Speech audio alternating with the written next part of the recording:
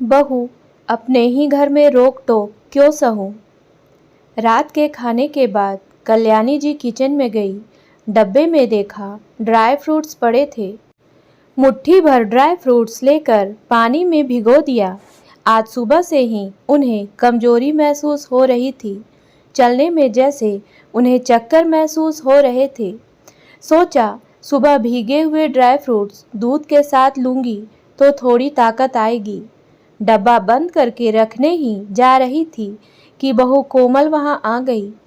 यह क्या माँ जी, इतनी महंगाई में आपको ड्राई फ्रूट्स खाने की पड़ी है, वह भी चोरी चुपके। यह क्या कह रही हो बहू, इसमें चोरी करने की क्या बात है। अपने घर से ही तो ले रही हूँ, पड़ोसी के तो नहीं ना। और वैसे भी तुम सब भी तो खाते हो। आज सुबह से कमजोरी महसूस हो रही है तो सोचा सुबह दूध के साथ भीगे हुए ड्राई फ्रूट्स ले लूंगी तो थोड़ी ताकत आ जाएगी। बूढ़े शरीर को ताकत की ज़्यादा ज़रूरत होती है।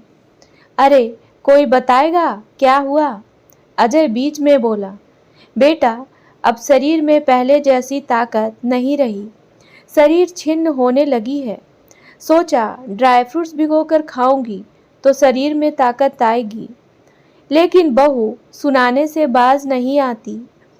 आज जिस घर की मालकिन बनी है वह अधिकार उसे मैंने ही दिए हैं। खुद ब्याह कर जब इस घर में आई थी मैंने कितनी गलतियां इसकी माफ़ की। आज बाबूजी की कमाई बंद होते ही जब घर तुम्हारी कमाई से चलने लगा तो इसके तेवर ही बदल गए। हाँ तो माँ, इसमें रूपम क्या गलत कह रही है। अब दो लोगों की जगह एक की कमाई से घर चलेगा तो फिजूल खर्च पर तो बोलेगी। महीने का पूरा बजट बिगड़ गया। अजय ने पत्नी रूपम का साथ देते हुए कहा, शाबाश बेटा, बेटा अपनी माँ के लिए ऐसी सोच रखता है। बूढ़े माता पिता की दवा, दो बच्चों की पढ़ाई, बेटे का करियर, बेटी की शादी, तेरे बाबूजी की कमाई से सब काम हुए। जाने कितने संघर्ष हम दोनों ने बच्चों को लायक बनाने में की। अपनी ज़रूरतों से ज़्यादा तवज्जो बच्चों की ख्वाहिशों को दी।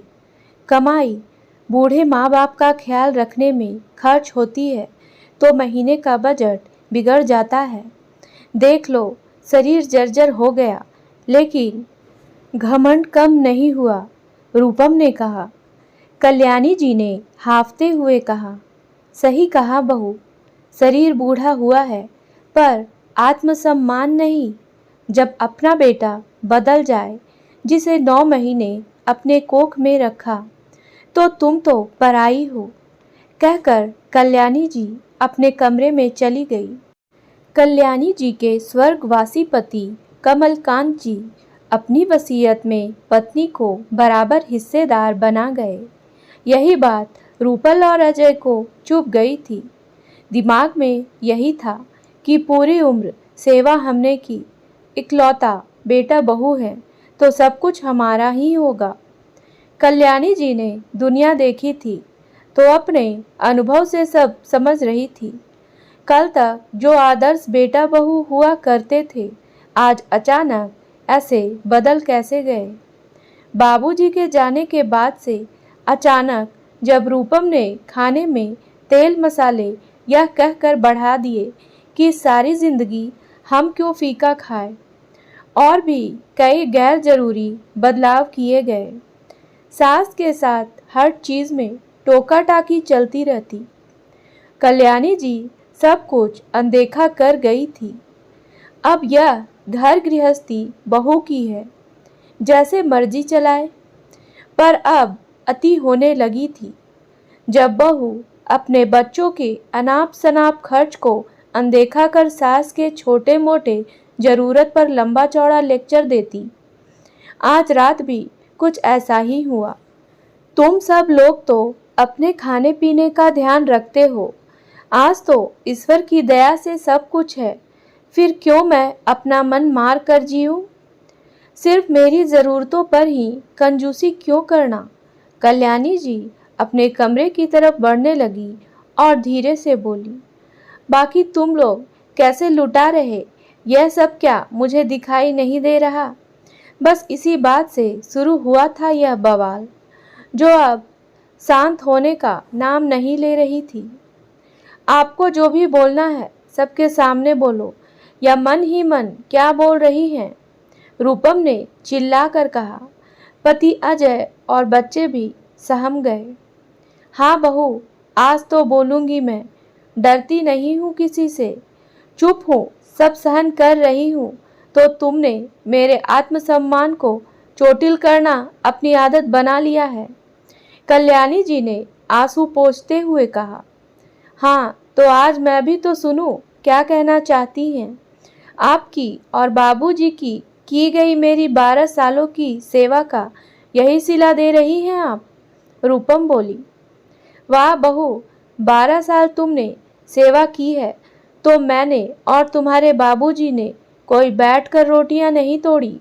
जहां मेरी बेटी की सास ने उसे डिलीवरी के बाद 10वें दिन रसोई में खड़ा कर दिया, वहां मैंने तुम्हारे दोनों बच्चों के वक्त तुम्हें पूरा महीना बिस्तर से उठने नहीं दिया।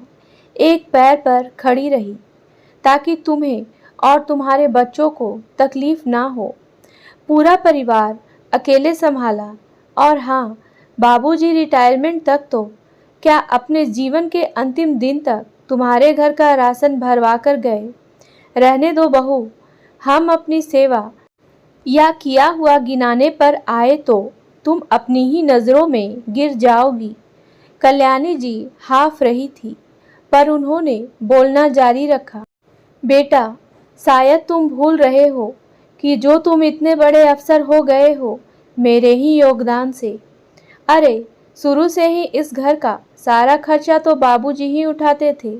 आज 1 साल नहीं हुआ उनको गए और खर्चा इतना बढ़ गया कि मैं तुझे बोझ लगने लगी। माँ की बातें सुनकर अजय की नज़रें जमीन में गड़ी जा रही थी, पर रूपम के चेहरे पर सिकन तक नहीं दिख रही थी। कौसल्या जी अपनी बुलंद आवाज़ में बोली, बेटा, तुम बच्चे हो मेरे, मैं तुम्हें बोझ नहीं समझती, इसलिए मैं तुम्हें 15 दिन का समय दे रही हूँ।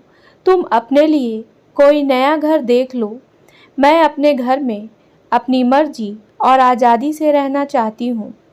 मैं उन लोगों के बीच नहीं रहना चाहती जो मुझे बेकार और बोझ समझते हैं, क्योंकि इस 1 साल में जितने अपमान के घूंट मैंने पिया है, अब और मुझसे नहीं पिया जाएगा।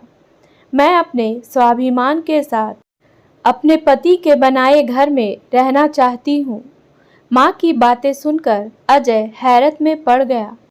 वहीं रूपम का मुंह खुला का खुला रह गया।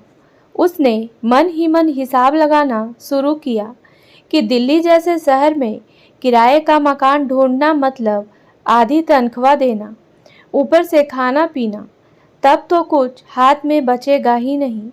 अजय ने इशारे से रूपम को माफ़ी मांगने के लिए कहा। दोनों झट से कौसल्या जी के पैरों में गिरकर माफ़ी मांगने लगे। हमें माफ़ कर दीजिए माँ जी, हमसे बहुत बड़ी गलती हो गई। कौसल्या जी बोली, बेटा, तुम लोगों ने जो मेरे साथ किया, यह सब मैं जीते जी नहीं भूलूंगी। सही किया तुम्हारे बाबूजी ने, अपने जीते जी ही फैसला कर लिया। शायद उनके इसी फैसले से तुम नाखुश थे और मेरे साथ इतने दिनों से उसी का बदला ले रहे थे। बाबूजी ने जीते जी अपनी प्रॉपर्टी में मुझे हिस्सेदार बनाया और यह घर भी मेरे नाम पर ही है। शायद उन्हें पहले से ही अंदाज़ा हो गया था। तुम्हारे इस इरादे का अब आगे की ज़िंदगी अपने घर में खुशी खुशी बिताना चाहती हूँ, और तुम्हारे बाबूजी भी यही चाहते थे कि मैं हमेशा खुश रहूँ। तुम भी अपने रहने के लिए नए आशियाने का इंतज़ाम कर लो। मैंने यह फैसला लिया है कि जब तक मैं जीवित रहूँगी, इस घर पर मेरा ही अधिकार होगा। मेरे मरने के बाद इस घर को वृद्धाश्रम को दे दिया जाएगा और मेरी जमा पूंजी तुम्हारी बहन के नाम कर दी जाए। अगले ही दिन बेटी दामाद की मदद से वकील से बात की और कुछ ही दिनों में सारे पेपर तैयार करवाए। आखिरकार बेटे बहू को घर खाली करना पड़ा। बेटी ने माँ की मदद के लिए 24 घंटे वाली एक मेड का इंतज़ाम कर दिया, जो उनकी घर के कामों में मदद करती और उनकी देखभाल भी करती। बेटी दामाद बीच बीच में मिलने आते रहते। अब कल्याणी जी खुशी खुशी बिना किसी रोक टोक के अपने घर में रहने लगी। 15 दिन के बाद बेटे बहू को घर खाली करना पड़ा। आज उन्हें अपनी गलती पर पछतावा हो रहा था। दोस्तों, माँ बाप हमारे जन्मदाता होते हैं। वो ना होते तो शायद हम ना होते। उन्हें भी बुढ़ापे में सम्मान और आज़ादी पूर्वक खुशी खुशी अपने घर में रहने का अधिकार है। उम्मीद है दोस्तों कहानी पसंद आई होगी, तो मेरे वीडियो को लाइक करें और मेरे चैनल को सब्सक्राइब करना ना भूलें। धन्यवाद।